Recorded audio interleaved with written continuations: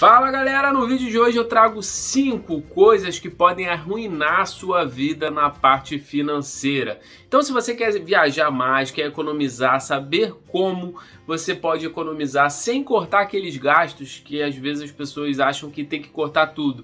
Ah, um cafezinho, uma sobremesa após almoço. Não é isso que vai fazer você ganhar dinheiro. E não é isso que vai fazer você perder todo o seu dinheiro. Então fica ligadinho nesse vídeo. Caso você não conheça, eu sou Álvaro Fernandes, jornalista aqui do canal Estruturando Ideias. Então inscreva-se no canal, ative as notificações. Tem vários vídeos aqui de viagens, roteiros e também para ajudar a sua vida financeira. E esse vídeo é especial porque as pessoas estavam falando, mandando mensagem que a gente está vivendo numa crise muito grande. E estamos mesmo.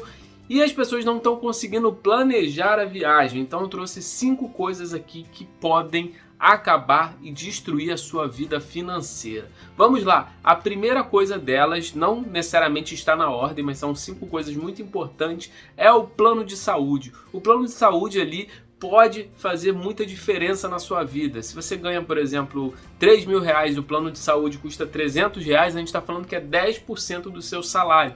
É muito. Mas, se você não pagar esse plano de saúde, por exemplo, e aonde você mora não tem uma assistência pública legal, você pode ter algum problema, de repente uma internação, 20 dias, 15 dias, pode aí você entrar na falência, gastar 100, 200 mil, independente de qualquer coisa, o plano de saúde, para mim, pelo menos, é essencial. Eu prefiro deixar de gastar em alguns lugares e ter o plano de saúde que me atende e sempre me atendeu muito bem. Outra coisa que está nessa listinha aqui é viajar sem planejamento. Eu sempre falo, você olhar a passagem aérea não quer dizer que a viagem está barata. Por exemplo, tem viagens que eu vejo para Nova York R$1.100. A pessoa vai comprar R$1.100, vou parcelar em 10 vezes tranquilo.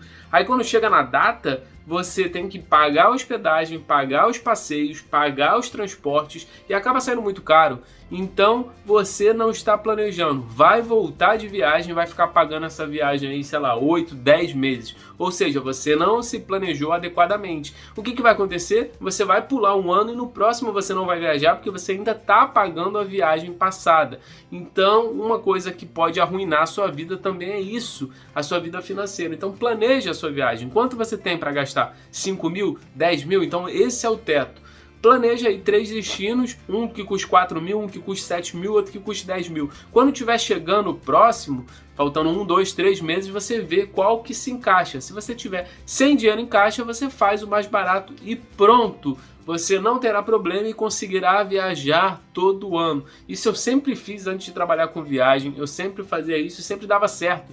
E para terem uma noção, em 2009, quando eu resolvi fazer um intercâmbio nos Estados Unidos, eu ganhava R$380, mais 150 de alimentação por aí. Então dava uns 500 e quebradinhos, eu juntava isso tudo e consegui fazer um intercâmbio no final do ano. Ou seja, o dinheiro não é o problema é aonde você investe esse seu dinheiro. E outra coisa muito importante, 70% dos brasileiros ou mais gastam o seu salário com moradia e transporte. Esses dois ali são gastos praticamente essenciais, né? Porque você precisa do transporte, precisa da moradia, mas você tem que saber se adequar de uma forma correta. Como assim, Álvaro? Simples, você tem carro, o carro você tem que pagar todos os impostos, tem que pagar combustível, tem que pagar a depreciação dele, então você tem todos esses gastos, o seguro, no ano você vai gastar muito. Você precisa realmente de carro? É um ativo? É um passivo? Você vai ganhar mais tempo com ele? Você vai perder tempo com ele?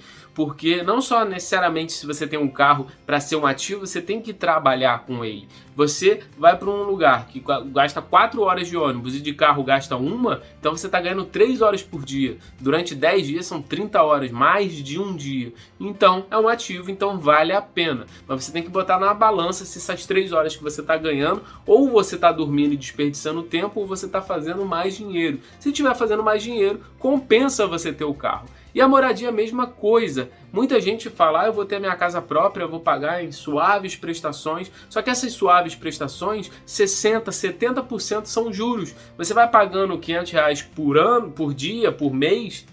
Você vai pagando R$500 por mês, parece que é pouco, mas você paga durante 60 anos. Então um imóvel que custava 200 mil, você está pagando 1 milhão e pouco.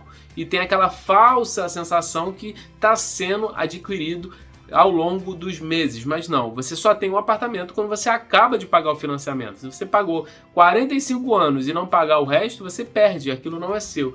Então, vale a pena botar na balança se vale a pena morar de aluguel. Muita gente acha que aluguel não vale muito a pena, só que às vezes você compra esse apartamento aí, financia, e quando você estiver chegando no prazo, independente do ano, 10 anos, 60 anos, 30 anos, ele pode não estar valendo a mesma coisa e você pagou muito mais juros. E o aluguel não, você consegue pegar esse dinheiro, pagar, e o dinheiro que você estaria ali pagando as parcelas, pagando outras coisas, você investe ele. E, lógico, daqui a alguns anos você consegue ter essa caixa e de repente comprar um apartamento ou uma casa à vista, que você vai ter muito mais desconto. Por exemplo, essa casa, esse apartamento que você vai pagar 1 milhão aí parcelado em anos, você consegue aí com desconto 200 mil, 300 mil se for à vista, e fica muito mais acessível. E outra coisa que gasta muito dinheiro também, que é polêmico, é casamento. Eu sei que é o sonho de muitos homens, muitas mulheres também, sonho de muito casal casar. Mas vamos pensar uma continha aqui básica. Se você ganha 4 mil e gasta 3.500, sobra quanto? Sobra 500 reais, certo? Então você trabalha mais ou menos entre 200 e 250 horas por mês. Então isso vai dar 80 meses de trabalho para você poder casar. Ou seja, são 7 anos trabalhando para você ter essa festa, você ter esse casamento. E com isso você vai fazer o quê? São 6 horas de festa, 8 horas de festa. Então a gente está falando aí 1 ano por hora de festa. Isso vale a pena ou não vale? Eu acho que vale muito a pena o casal se entender para ver se vale ou não. Eu sei que pode reunir forças, a família pode ajudar, mas mesmo assim é um esforço muito grande que poderia ser ali reinvestido ou colocado em outro lugar. Imagina você tá pegando esse dinheiro e colocando em outra coisa, de repente consegue aí já dar uma entrada grande para um apartamento, ou de repente um carro que precisava, ou de repente uma viagem. Uma viagem você vai pagar menos do que 40 mil, menos do que 50 mil e vai conseguir aí usufruir e ter muito mais tempo do que aquelas 6 horas, 8 horas de festa. Eu sei que é uma tradição muito grande, que muita gente acha que tem que ter casamento, tem que ter carro, tem que ter casa própria, mas assim, a gente vive em mundo diferente, já não é mais aquela geração antiga, então a gente tem que ver que realmente lucra, o que realmente dá o retorno. E óbvio, isso são prioridades. Se é o seu sonho, se é o sonho do casal casar na igreja, ou casar em qualquer lugar, ou fazer festa, então faça. Vai ser essa prioridade. Às vezes não quer viajar, às vezes não quer comprar um carro, às vezes quer fazer esse casamento, então faz. A mesma coisa para todas as coisas que eu falei.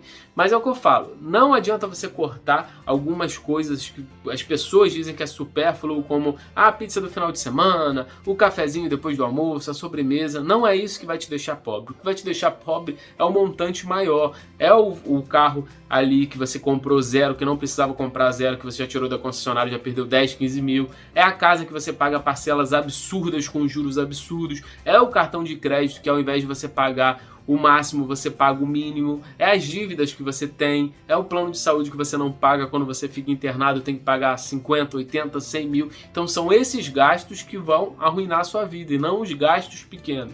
As pessoas, elas pegam o salário, ficam cortando os gastos pequenos que dão pequenos prazeres, como o exemplo que eu dei da sobremesa, do café e de algumas outras coisas, e deixam os gastos grandes, como o próprio Netflix, paga 50 streamings. Vale a pena? Vale, mas você precisa de 50? Quantos filmes você assistiu na última semana, no último mês? 2? Para que você tem 10 streamings, entendeu?